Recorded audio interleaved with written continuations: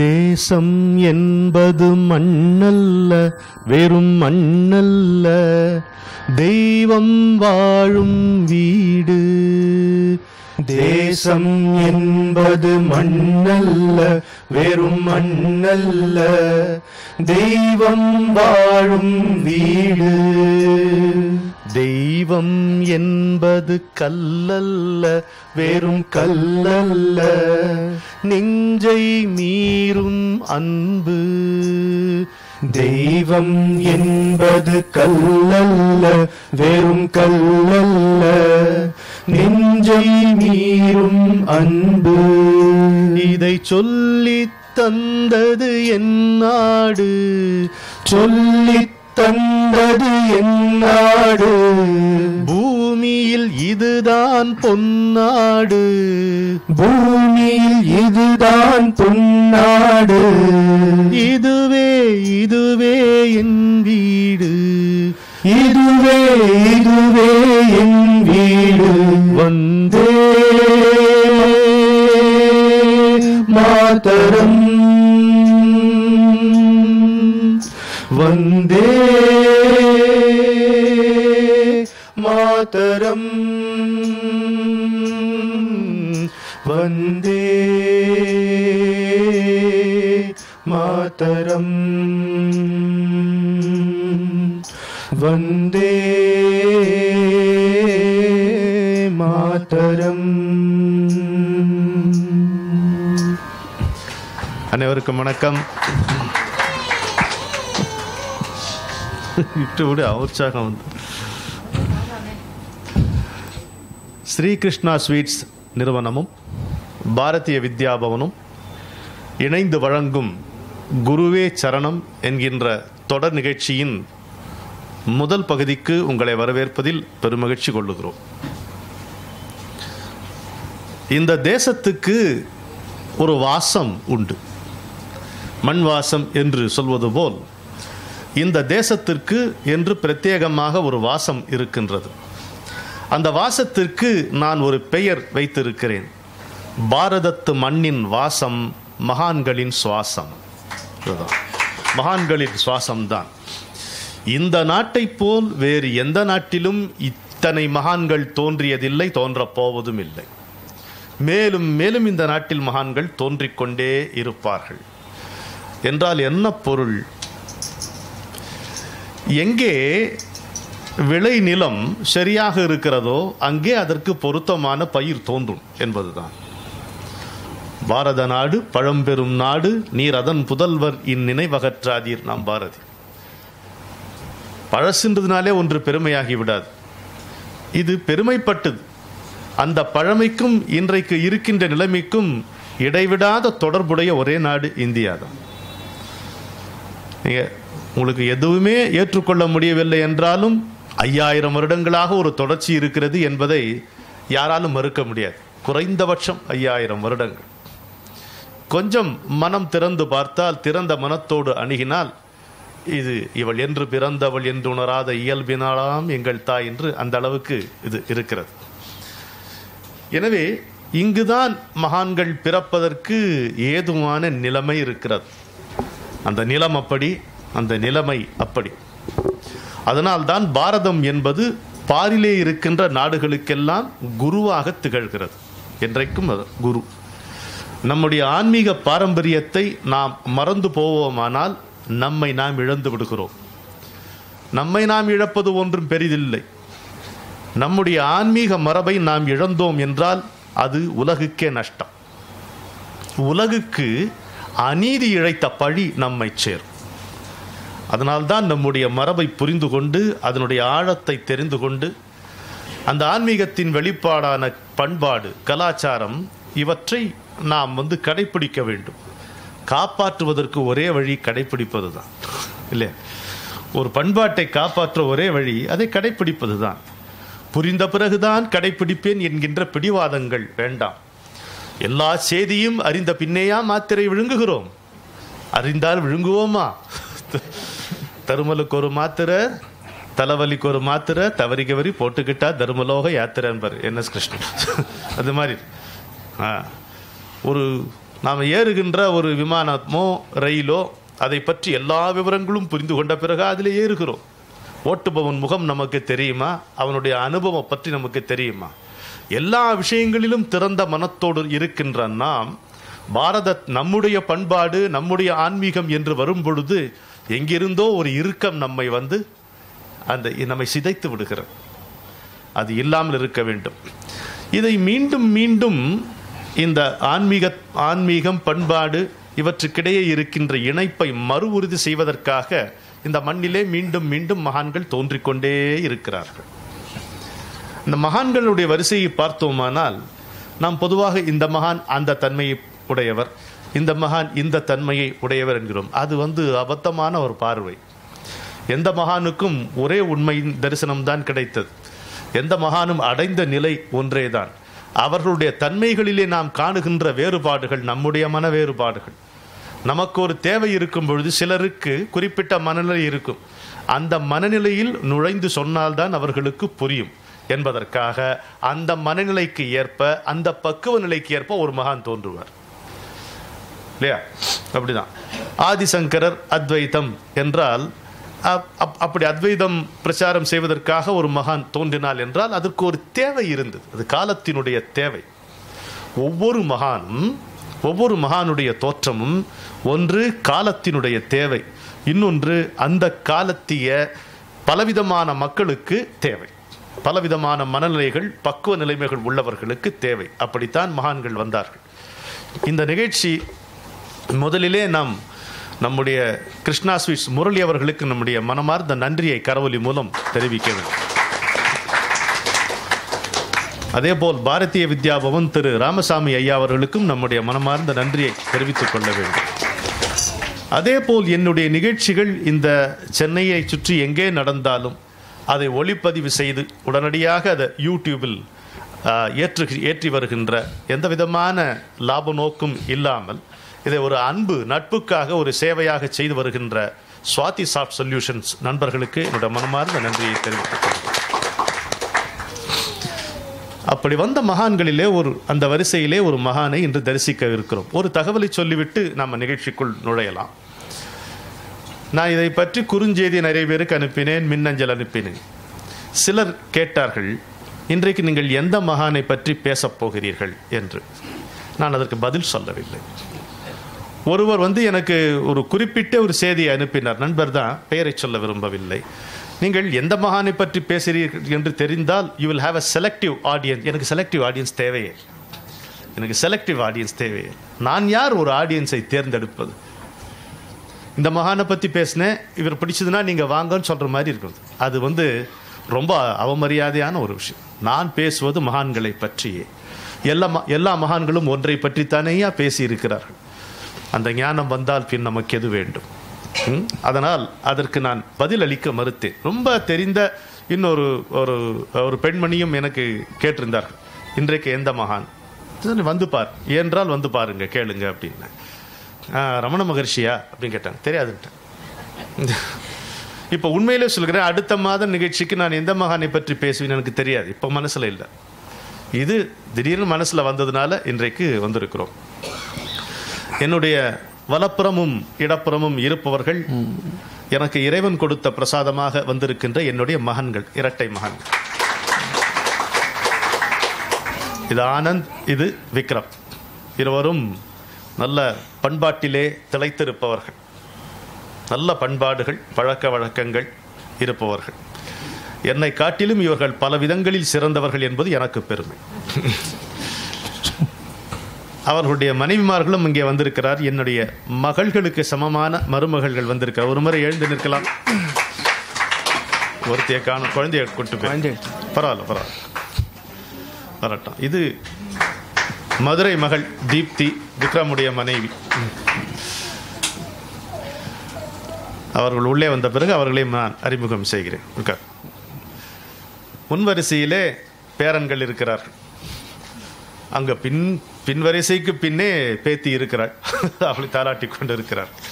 சரி, இன்றைக்கு நாம் எந்த மகானை பற்றி பேச இருக்கிறோம் என்றால், ரொம்ப அண்மையிலே வாழ்ந்து அண்மையிலே மறைந்த ஸ்ரீ பக்தராஜ் மகாராஜ் என்கின்ற ஒப்பற்ற மகான் ஒருவரை பற்றி பேச இருக்கிறோம். என்னுடைய சொற்பொழிவுகளுக்கு தொடர்ந்து வருகின்ற பிச்சாண்டி ஐயா, நம்முடைய சேத்துராமலிங்கம் அண்ணா, குருமூர்த்தி ஐயா, அம்மா ஹேமா அம்மா, நம்ம சங்கரிபுத்திரன் ஐயா, இவர்களுக்கெல்லாம் ஓரளவுக்கு அவருக்கு பரிசயமாக இருக்கும். ஏன்னா என்னுடைய பேச்சில் அவரை பற்றி நான் குறிப்பிடுவது வழக்கம், பக்தராஜ் மகாராஜ் அவர்களை பற்றி குறிப்பிடுவது வழக்கம். ஆனாலும் முறையாக ஒரு முறை இப்படி ஒரு அருமையான வாய்ப்பை முரளி வழங்கி இருப்பதால் ஒரு முறை அவரை பற்றி நான் அறிந்த தகவல்களை முழுதாக உங்களுடன் பகிர்ந்து கொள்ள விரும்புகிறேன். எப்படி பகிர்ந்து கொள்வது என்றால், அவர் ஒரு நிகழ்ச்சியை எப்படி துவங்குவாரோ அப்படியே பகிர்ந்து கொள்ளலாம் என்று இருக்கிறார்.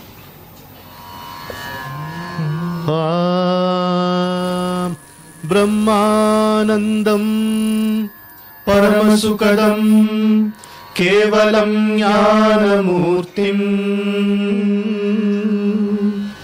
द्वन्द्वातीतं गगनसदृशं तत्त्वमस्यादिलक्ष्यम्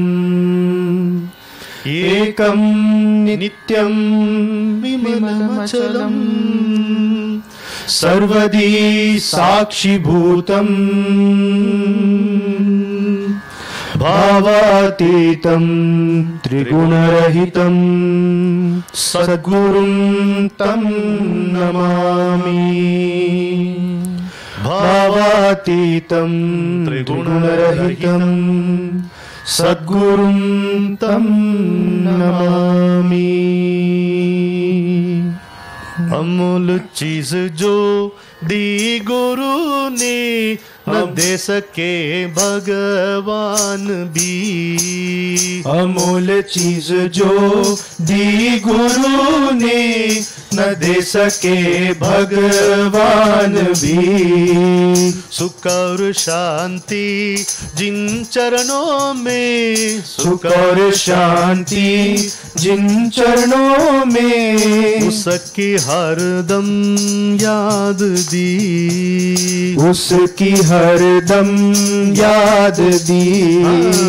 अमूल चीज जो दी गुरु ने, अमूल चीज जो दी गुरु ने, न दे सके भगवान भी, न दे सके भगवान भी।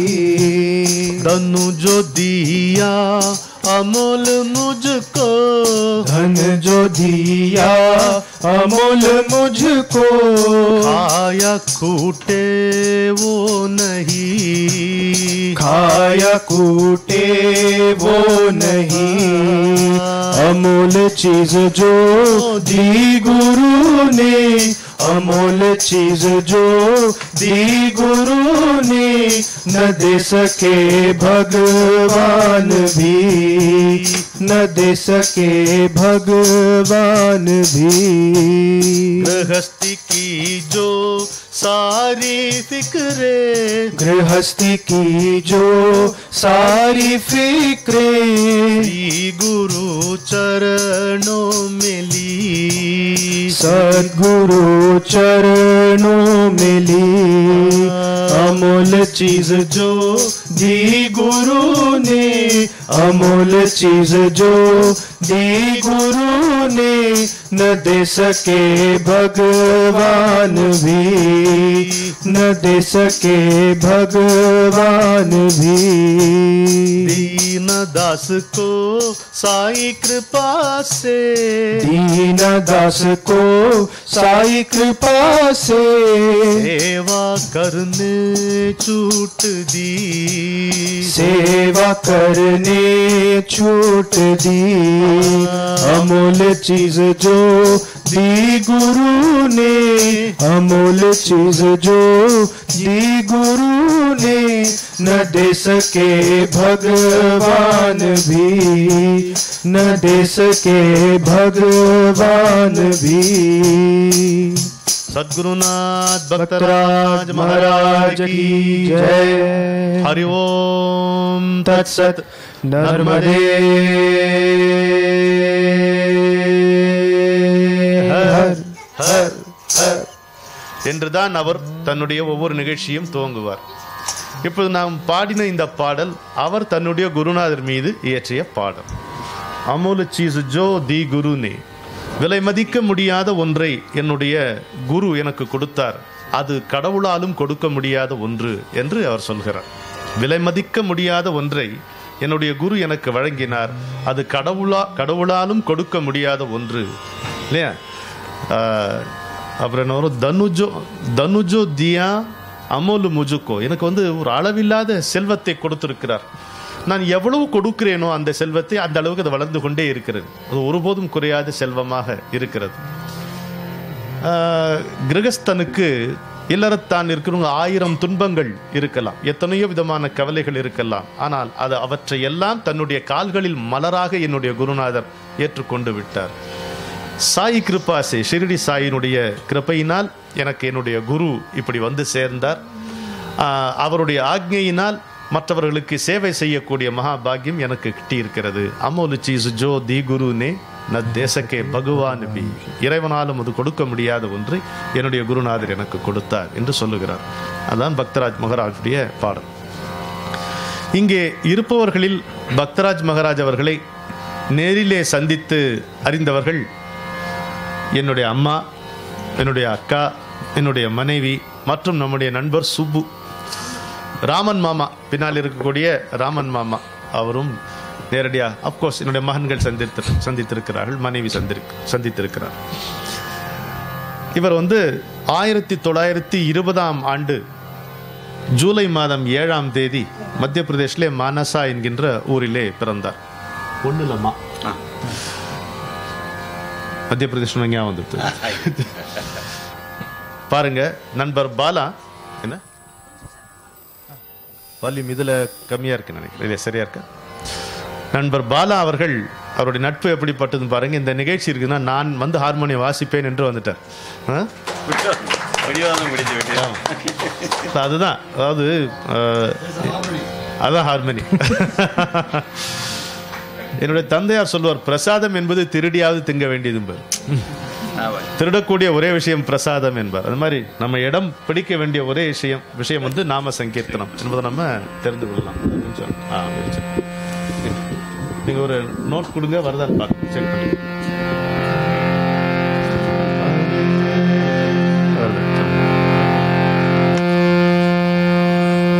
ஏன்னா 1920 ஜூலை 7ஆம் தேதி பக்தராஜ் மகாராஜ் பிறந்தார்.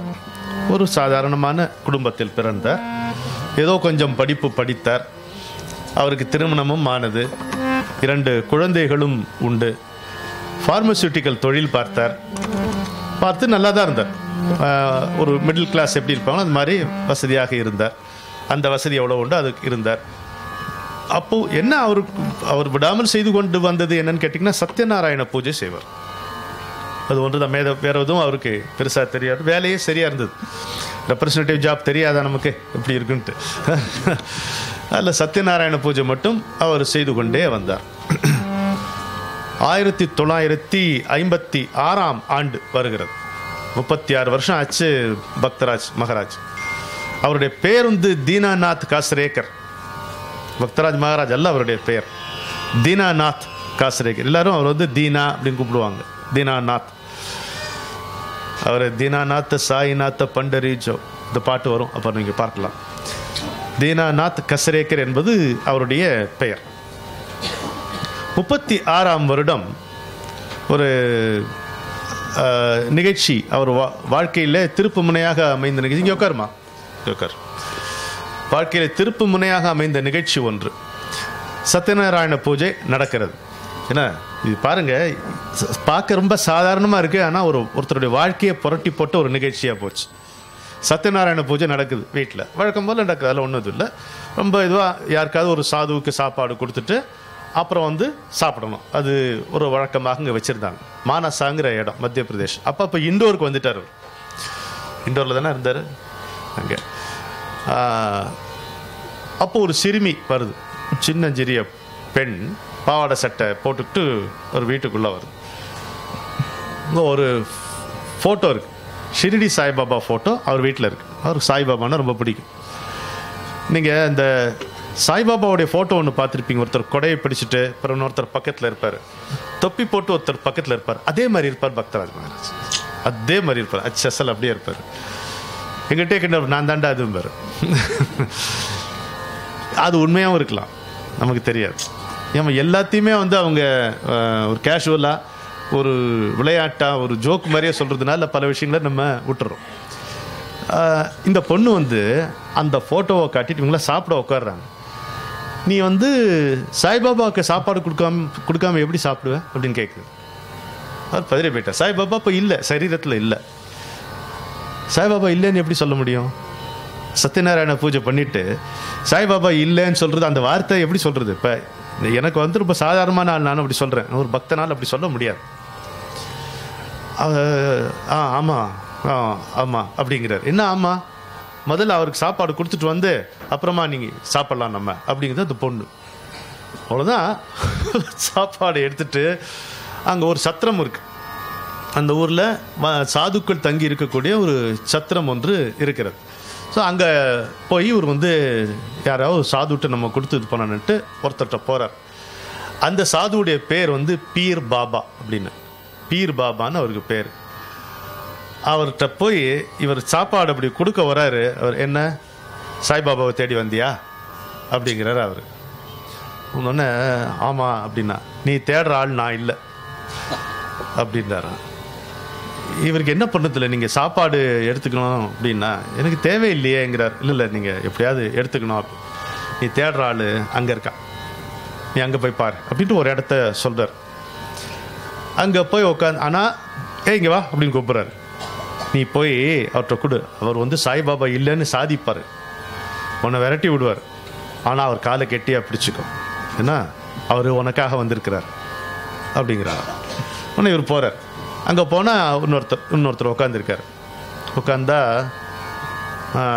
சாப்பாடு கொண்டு, நீங்கள் சாப்பாடு நீங்கள் இதை எடுத்துக்கணும் அப்படி. சாப்பிட்டவனுக்கு என்னடா சாப்பாடு கொடுக்குற, சம்பிரதாயம் தெரியாதவனா இருக்கே என்றார். எடுத்தோன்னு அதுக்கு அர்த்தம் நீங்கள் புரிஞ்சுக்கலாம். சாப்பிட்டவனுக்கு சாப்பாடு கொடுப்பியா நீ, சம்பிரதாயம் தெரியாத பட வழியா அப்படின்ட்டார்.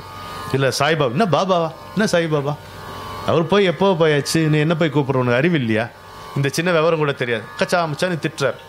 நம்மளால ஏற்கனவே சொல்லிட்டார்ல பீர் பாபா சொன்னதுனால அதெல்லாம் முடியாதுன்னு கெட்டியாக பிடிச்சிக்கிறார். அங்கே தான் நம்ம சேல்ஸ்மேன்ஷிப் வந்து கொஞ்சம் உதவுது, அந்த அனுபவம் அவருக்கு உதவுது. ஒரு கிளையண்ட்டை கையில் காலில் விழுந்தாது எப்படியாவது பண்ணிட்டு வரல, ஃபார்மசூட்டிக்கல் கம்பெனியில் இருந்தவர் பிடிச்சிக்கிட்டார். அப்படியா, அதெல்லாம் முடியாது, நீங்கள் தான் சாய்பாபா அப்படின்னா. சரி, எனக்கு ஒரு கம்பளி வாங்கிட்டு வா அப்படின்றார். நாளைக்கு வா வந்து என்ன பாரு. சரி வந்தா சரின்ட்டு அவ்வளோதான். நான் யாரும் தூங்கவே இல்லை, பக்தராம் மகாராஜுக்கு தூங்கவே இல்லை. என்ன ஆச்சு என்னமோ தெரியல, இருக்கார். கம்பளியை வாங்கி கொண்டு போகிறார். போனதுக்கப்புறம் அவன் வீட்டுக்கு வரட்டு வர்றார். வீட்டுக்கு வந்துடுறார். வீட்டுக்கு வந்தோடனே அந்த பொண்ணு இருக்குங்க, அந்த சின்னஞ்சிறுமி இருக்குது, சிரிக்குது. அவரை பார்த்து சிரிக்குது. அவர் உள்ளே வந்து இங்கே உட்கார்றாரு. அந்த பொண்ணு சிரிச்சிட்டு வெளியே போயிடுச்சு. வச்சா இவர் வந்து ரொம்ப பரவசமாக இவர் நமஸ்காரம் பண்ணுறார். அப்படி ஒரு தட்டுறாரு. அப்படி தட்டிட்டு மேனே தெரியலையே ஆயா தீனு அப்படிங்கிறார். தீனு, நான் உனக்காகத்தான் வந்தேன் அப்படின்னு ஒரு தட்டுறார். தட்டி எழுந்தோடனே நம்மளால இல்லை, ஒரு லஹரி, ஏதோ ஒரு லஹரி போயிடுறாரு. அவர் கண்ணில் தாரையா தண்ணி, எதுக்கு அழறோன்னு தெரியல, அது மாதிரி இருக்கு. இது நடந்தது வந்து 9th February 1956. அவருடைய 36 வயசாச்சு. இதில் என்னன்னா, தன்னுடைய குருநாதரை சந்தித்த அந்த நாளைத்தான் தான் பிறந்த நாள்னு வச்சுக்கிறாரு. அவருடைய பிறந்த நாள் வந்து July 7th. ஆனால் அவர் வந்து கொண்டாட அனுமதிப்பது வந்து இந்த அதுக்கு பிரகட் தின்னு பேர் வச்சு தன்னுடைய குருநாதரை சந்தித்த, அதாவது நம்முடைய மரபுலம் ரொம்ப முக்கியமான அற்புதமான ஒரு உண்மை என்றால், ஒரு சீடன் எப்பொழுது பிறக்கிறான் என்றால் குருவினுடைய உள்ளங்கையில் பிறக்கிறான். ஸ்லோகமே குருவினுடைய உள்ளங்கையில் தான் ஒரு சீடன் உண்மையிலே பிறக்கிறான் என்று சொல்லுகிறார். அதனால அவர் அந்த பிரகட் தின் என்று அதை அவர் பேர் வச்சு ஒரு பஜன்லேயே அதை பதிவு செய்திருப்பார். சத்யதேவ ரூப், அது ஒரு मेरे तो प्रभु साई मालिक, मेरे तो प्रभु साई मालिक, दूसरा न कोई, मेरे तो प्रभु साई मालिक, दूसरा न कोई, मेरे तो प्रभु साई मालिक। सत्यदेव रूप धारण कियो, फरवरी तारीख 9 को दियो। सत्यदेव रूप धारण की सत्यनारायण பூஜை பண்ண फरवरी तारीख 9 பிப்ரவரி 9ஆம் தேதி இதை செய்தேன் சொல்றார். दर्शन रात 10 को दियो, ராத்திரி 10 மணிக்கு எனக்கு இந்த தரிசனம் கிடைச்சது. दर्शन रात 10 को दियो, संग दियो हरि भाई, ஹரின்னு ஒருத்தர் கூட வந்தார், சாட்சியா எனக்கு இருந்தார், என்னுடைய பாய்.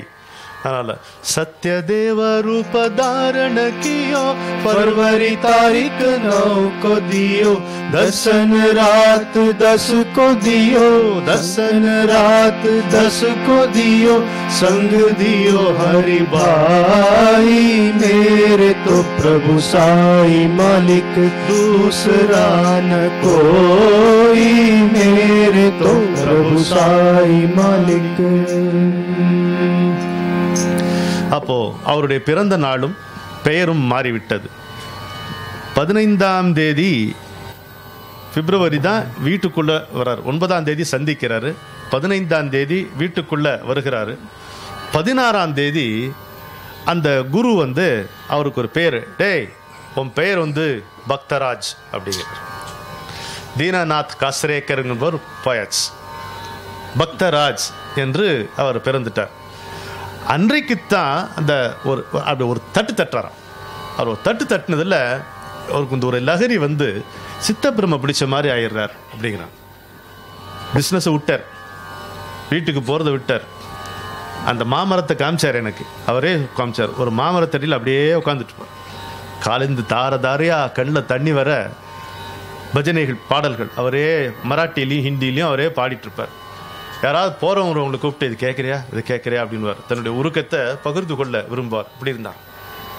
அப்போது இருக்கிறவங்களுக்கெல்லாம் கவலையாக தானே இருக்கும் இல்லையா? இப்போ குடும்பத்தை கவனிக்காமல் இப்படி போயிட்டாருன்னும் போது கவலையாக தான் இருக்கும். அவர் நல்ல வழக்கம் போல் அப்படி ரோட்டரி கிளப்பு, அதுக்கப்புறம் காக்டைல் பார்ட்டி அப்படி இருந்தால் யாருக்கும் எந்த விதமான பிரச்சனையும் இருந்திருக்காது இல்லையா? ரொம்ப நார்மல் லைஃப் அப்படின்ற மாதிரி இது இருக்கும். கௌரவமான வாழ்க்கையாகவும் கருதப்பட்டிருக்கும். சம்பாதிச்சு திடீர்னு ஓயாமல் கடவுள் பேரே சொல்லிட்டு உருகி அழுதான்னா நமக்கு வந்து அது விபரீதமாக தெரியும் இல்லையா? அது அப்படி ஆகிட்டோம் நம்ம. அதனால அவங்க எல்லாம் போய் அவருடைய குருநாதர்கிட்ட கம்ப்ளைண்ட் பண்ணுறாங்க. என்ன கேட்குறேன், இல்லை இந்த மாதிரி நல்லா இருந்தார், இவர் பைத்தியம் ஆயிட்டாரு. அவர் குருநாதர் சொன்னாராம், அவனா பைத்தியம், உலகத்தை பைத்தியமாக்க வந்திருக்கிறவன் அப்படின்னாராம் அவருடைய குருநாதர். அந்த குருநாதர் யார் அப்படின்னு கேட்டீங்கன்னா அவருடைய பெயர் அனந்தானந்த சாயீஷ்னு பேர். பக்தராஜுடைய குருவினுடைய பெயர் அனந்தானந்த சாயீஷ். ஒரு அற்புதமான அதிசயமான ஒரு கதை ஒன்று இருக்கிறது. அந்த அனந்தானந்த சாயீஷுக்கு இன்னொரு சீடர் இருந்தார். பக்தராஜுக்கு முன்னால் ஒரு சீடர் பேரலெல்லாம் இருந்தாங்க, கான்டெம்பரரிஸ். அவருடைய பெயர் வந்து புரானந்த பாபா. புரானந்த பாபான்னு ஒருத்தர் இருந்தார். ஒரு நாளைக்கு இந்த நர்மதக்கரையில் அவருக்கு இருக்கக்கூடிய ஆசிரமத்தில் ஒரு சின்ன குடில் மாதிரி இருக்கு. அங்கே அனந்தானந்த உட்கார்ந்துருக்கார். கூப்பிட்டு புரானந்த கூப்பிட்டுடே, யாரையும் அலோவ் பண்ணாத, நான் கொஞ்ச நேரம் தனிமையில் இருக்கேன் அப்படின்னாராம். சரின்னு உள்ள உட்காந்துருக்கார். வெளியில் புரானந்த் சும்மா உட்காந்துருக்கார், யாரும் வர்றதுக்கு இல்லை, உட்கார்ந்துருக்கிறார். என்னாச்சு? ஓ,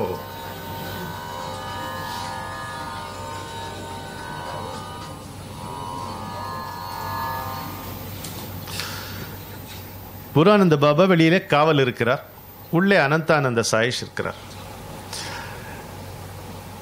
ஒரு பேச்சு குரல் கேட்கிறது. 2 பேர் பேசிக்கொண்டிருக்கிற மாதிரி இருக்கு. புரானந்த பாபாவுக்கு திகில். நம்மளை மீறி யாராவது உள்ளே போயிட்டாங்கன்னா அவங்க உள்ளே போகிறோன்ட்டு இவர் நல்லா பேசி அமைச்சிடுவார், நம்மளை அப்புறம் பின்னிடுவார். ஏன்னா அவங்க வந்து அந்த தத்த பரம்பரையில் வந்தவங்க. மகனே எல்லாம் இருக்காரு, வாழாட்டே அப்படிதான் இருப்பாங்க. அவங்க தீவிர சுபாவமாக இருப்பார்கள் அந்த குருமார்கள். இங்கே நீ அமரலாம் அப்படிலாம் பேசிகிட்டு இருக்க மாட்டாங்க. அடி பின்னிடுவாங்க. அது மாதிரி இருக்கும். வார்த்தை ரொம்ப கடுமையாக இருக்கும், கெட்ட வார்த்தைகள் கூட இருக்கும். அது மாதிரி செம்ம ஈகோ பேஷிங். அங்கெல்லாம் போய் வந்தோம்னா நம்ம ஆணவ அகங்காரம் பிச்சுக்கிட்டு போயிடும். இல்லைன்னா நம்ம அவங்கள விட்டுட்டு ஓடி வந்துடுவோம். உள்ள பேச்சு குரல் கேட்குதுன்ட்டு புரானந்த பாபா என்னடா இது அப்படி சொல்லி மல்ல எட்டி பார்த்தா அனந்தானந்த சாய் உட்கார்ந்துருக்கிறார். அவர் பக்கத்தில் யார் உட்கார்ந்துருக்கிறாங்க தெரியுமா? ஷிரடி சாய்பாபா உட்கார்ந்துருக்காரு. அவர் தேகத்தை விட்டு போய் நாளாச்சு. ஷிரடி சாய்பாபா உட்கார்ந்துருக்கிறார். அப்போ ஷிரடி பாபா அவர்கிட்ட கேட்கிறார், அனந்தான் என்ன ஒருத்தனை அனுப்புறே, நீ எங்க அவன் அப்படின்னு கேட்டார். இல்லை பாபா, நாளைக்கு வந்துடுவான் உங்ககிட்ட அப்படின்ட்டார். அப்படி நாளைக்கு வந்தவர் தான் பக்தராஜ் மகாராஜ். எப்படி இருக்கு பாருங்க இந்த தகவல்கள். நாளைக்கு வந்த அந்த மறுநாள் வந்தவர் தான் அப்படி. இப்போ நீங்கள் இந்த போய் ஃபோட்டோவை பாருங்க. அப்புறம் நான் ஆக்சுவலாக ஒரு நல்ல படத்தை கொண்டு வந்து உங்களுக்கு காமிக்கணும்னு நினச்சேன். அதுக்கு வாய்ப்பு இல்லாத போச்சு. ஜம்மன் இருப்பார். நல்லா இருக்கேன்னா அவர் கேட்பார் நம்மள. ஒரு தொப்பிக்கு பில்லாம் போட்டுட்டு ஃபோட்டோ எடுக்கணும்னு வந்தால் ஃபோட்டோ எடுத்து நல்லா இருக்குண்ணா, ராஜ் கபூர் மாதிரி இருக்கணும் அப்படின்லாம் கேட்பார். தமாஷ் பண்ணுவார். ரொம்ப தமாஷா இருப்பார். சரி, இப்போது பிறந்த நாள் மாறிப்போச்சு, பெயர் மாறிப்போச்சு, ஆள் ஒரே பித்து பிடிச்சு இப்படியே இருக்கார். குடும்பம் முழுக்க குழப்பத்தில் இருக்குது. கண்ணீர் மயமாக இருக்கார். ஒரு பக்கம் கண்ணீர், ஒரு பக்கம் பாடல்கள், ரெண்டு சேர்ந்துருக்கார். நான் சொல்கிறேங்க, ஒரு சாதாரண ஒரு பக்தன், ஒரு சாதாரண ஒரு வீதி பாடகன், ரொம்ப சுமாரான ஒரு கவிஞன்ற முறையில் நான் ரொம்ப அவரை பார்த்து பொறாமப்படுறேன்னு சொல்லலாம். அது அந்த ஸ்டேட் எப்படி இருக்கும் தெரியுமா? அழுதுகிட்டே பாடிக்கிட்டே இருக்கிற, யாருக்கு தெரியும்? அழுதால் உன்னை பெறலாமேன்னு மாணிக்க வாசகர் அப்படி இருந்தார். இப்படி இருந்தவர். இந்த தகவல்கள் எனக்கு அவரெல்லாம் சந்தித்த பிறகு தெரிந்தது. நாங்கள் எப்படி அவரை சந்தித்தோம், அப்புறம் நமக்கு என்ன ஆச்சு. நான் ஒரு கதை சுருக்கமாக உங்களுக்கு ஒரு வரியில் சொல்லிடுறேன். நாங்கள் மொத்தம் அவரோடு செலவிட்டிருக்கிற நேரம் எல்லாம் வேறு வேறு நாட்களில் செலவழிச்சிருப்போம். எல்லாத்தையும் சேர்த்து கூட்டி பார்த்தா ஒரு 70 மணி நேரம் இருக்கும். அவ்வளோதான். ஒரு வாரம் வச்சுக்கங்களேன். ஒரு வாரம். ஆமாம்மா, பயணம் வேறு பேருக்கு. மொத்தமாக நாங்கள் அவர் துண்டு துண்டாக அவரை சந்தித்த அந்த நேரத்தை எல்லாம் தொகுத்தா ஒரு வாரம் இருக்கும். ஆனால் அந்த ஒரு வார காலம் அவரோட வாழ்ந்தது, அவர் எங்களோடு வாழ்ந்தது எங்கள் மனசில் ஏற்படுத்தின தாக்கம் ரொம்ப பெருசு, ரொம்ப பெருசு. வரிசையாக பார்ப்போம். 19 மே மாதம் 19ஆம் தேதி 1994 93 சரி 1993 நான் பாம்பேலேருந்து விசாகப்பட்டினத்துக்கு வரேன், விமானத்தில் வரேன். அன்றைக்கி எங்கள் மணநாள், திருமண நாள். பாம்பேயில் இருந்தாங்க. அப்போ வரேன். வந்தால் இவர் விசாகப்பட்டினத்துக்கு வந்திருக்கிறாரு. வந்துட்டு பாம்பேக்கு போகிறாரு. விசாகப்பட்டினத்தில் எங்களுக்கு ஒரு நண்பர் உண்டு, பிரபாத் குமார் அப்படின்னு. சுப்புக்கு ரொம்ப நல்லா தெரியும். அவரை அம்மாவுக்கு மாலாவுக்கும் நல்லா தெரியும். பிரபாத் குமார்னு ஒரு பயனீர் ஃப்ளாட் ப்ரொமோட்டர், பில்டர். அவர் தான் முதல்ல ஃப்ளாட்ஸ் அங்கே கட்டினவர். அவர் பெரிய கோட்டீஸ்வரன். அவரை தண்ணி காட்டினார் பக்தராஜ் மகாராஜ். அந்த கதை வரிசையாக சொல்லலாம். அவர் வீட்லேயே உட்காந்து அவ்வளோ பெரிய ஒரு மாளிகை மாதிரி ஒரு வீடு, சென்ட்ரலி ஏர் கண்டிஷன்ட் ஹவுஸ், அதுலேயே உட்காந்து பாடும்போது ராமு பஜன் பின்னு ஆவேகா கியா ஏ சபு துமரே சாத், ராமனுடைய நாமத்தை தவிர இங்கே இருக்கக்கூடிய ஏதாவது ஒன்று கூட வருமா அப்படின்னு இந்த பஜனில் வரும். அப்போ கரெக்டாக நிறுத்தி, பிரபாத் குமார் உன்னதான் ராமு பஜன் பின்னு இதெல்லாம் ஏதாவது உன் பின்னால் வருமானு பாடுவார். கவலை விட மாட்டார். பிரபாத் குமார் அவரை வருந்தி அழைக்கிறார். பாபா நீங்கள் ஃபோனில் இண்டோரில் நீங்கள் வரணும். சந்திச்சது மூலம் நான் இங்கே இறங்குறேன். அவர் இந்த லவுஞ்சில் இருக்கார், டிபார்ச்சர் லவுஞ்சில். நான் அரைவல் லவுஞ்சில் இருக்கேன். ஆனால் பிரபாத் குமார் எப்படியாவது நான் அவரை சந்திக்கணுன்ட்டு தன்னோட இன்ஃப்ளூயன்ஸை யூஸ் பண்ணி நான் அந்த லவுஞ்சுக்கு கூப்பிட்டு போனார். கூப்பிட்டு போனால் இங்கே தொப்பி போட்டு இப்படி உட்காந்துருக்காரு. இம்பேஷண்ட்டாக ஒருத்தர் உட்காந்துருக்காரு. அதான் ரமணன் சொன்னால் நமஸ்காரம் பண்ணேன். மும்பைமே சப் டீக் ஹை அப்படின்னாரு. விசாரிக்கும் போது ஒரு பிளெஸிங் கொடுத்தாரு. அப்படி ரொம்ப நல்லது. மும்பைமே சப் டீக் ஹை அப்படின்னாரு. இருக்குன்னு சரி நான் அங்கே போகிறேன் அப்படின்னா அங்கே அன்றைக்கே அனு அவரை சந்திக்கிறான் பாம்பேயில். ஸோ ஒரே நாள் நானும் என்னுடைய மனைவியும் அவரை வெவ்வேறு தருணத்தில் சந்தித்தோம். சரி, அது தீர்ந்தது. அதுக்கு பிறகு கொஞ்ச நாள் ஓடித்து அவர்கிட்டேருந்து ஒரு அழைப்பு வருகிறது பிரபாத் குமாருக்கு. குரு பூர்ணிமா கோவாவில் நடத்த போகிறாங்க. ஆனால் நீ கோவாவுக்கு வரணும் அப்படின்ட்டு இவர் கேட்குறாரு. கோவாவுக்கு இவருக்கு அதெல்லாம் எதுவுமே. பிரபாத்குமாரோடைய மைண்ட் செட் எப்படின்னா, ஒரு கப்பல் அவர் பார்க்க விரும்பினாலும் அவருடைய டிராயிங் ரூமில் கொண்டு வந்து நிறுத்தணும் நீங்கள். அது அங்கே நகர மாட்டார் அவர். இமயமலை பார்க்கணும். அப்புறம் நிறைய ஃபாரின் ட்ரிப்பெல்லாம் போனார் வைங்க. அதுமாதிரி இதெல்லாம் யார் போகிறது அப்படின்னாரு. நான் சொன்னேன், எவ்வளோ பெரிய யாரோ ஒரு மகாத்மா வந்து ஒன்று கூப்பிடுறாரு, எவ்வளோ பெரிய ஒரு வாய்ப்பு இது, நீ அழகாக போக வேண்டியது தானே அப்படின்னு கேட்டால், பிரபாத்குமார் நினைச்சார, சரி நம்ம ரமணனை மடக்குவோம். நான் இப்போ ஹிந்துவில் ஒர்க் பண்ணிட்டு இருந்தேன், எவ்வளோ ட்ரை பண்ணாலும் இவனுக்கு லீவு கிடைக்காது, நீ வரதா இருந்தால் நான் ஒன்றா போகிறேன், வரேன்னுட்டேன். நான் வரேன்ட்டு மாட்டிக்கிட்டார் அவர்.